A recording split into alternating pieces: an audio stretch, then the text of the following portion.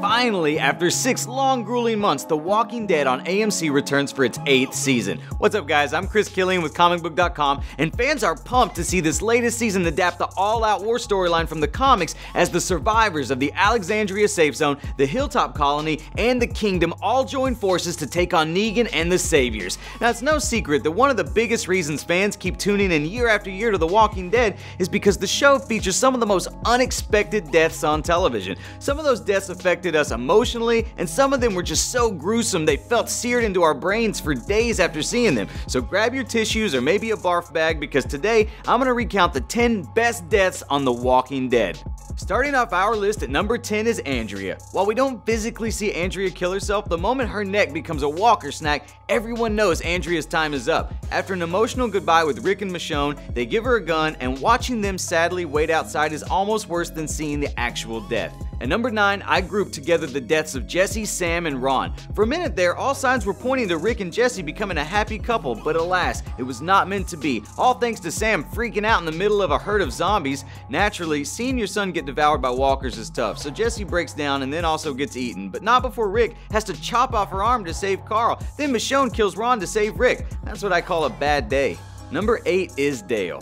Out of everyone on the list, I might miss Dependable Dale the most. His death is probably one of the reasons so many fans hate Carl, since it was Carl who inadvertently caused Dale's death when he accidentally freed the walker who would go on to attack Dale. As Dale is laying there with his guts all hanging out, it's Daryl who takes Rick's gun and Mercy kills him.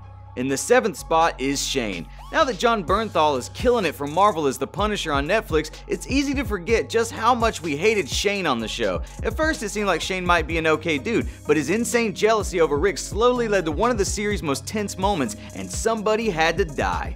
At number 6 is Lori Grimes, another death that proved just how resilient both Rick and Carl truly are. Now obviously, I don't know from personal experience, but pregnancy in the modern world seems tough alone, so I can't imagine how bad it must be in the middle of a zombie apocalypse. Sadly, it proved to be too much for Lori, and she dies during childbirth due to the loss of blood, and Carl has to do what he's gotta do. Number 5, Abraham. No one rocked a Fu Manchu and a wife beater better than tough guy Abraham, so is it any wonder that he'd have the best last words of anyone on the show? Suck my nuts. He takes a barbed wire bat to the skull and still manages to spout off at Negan. Abraham is, or was, awesome.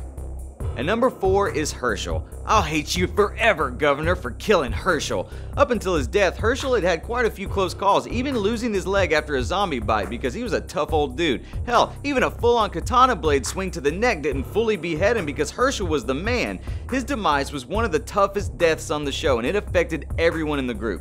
Coming in at number 3 is Noah. Emotionally speaking, everyone was way more concerned about Glenn here, but Noah's death is probably a top candidate for the most viscerally gruesome death in the series as a whole. While Glenn is trapped in that revolving door, we're forced to watch zombies fishhook Noah's face off, which was pretty much the stuff nightmares are made of.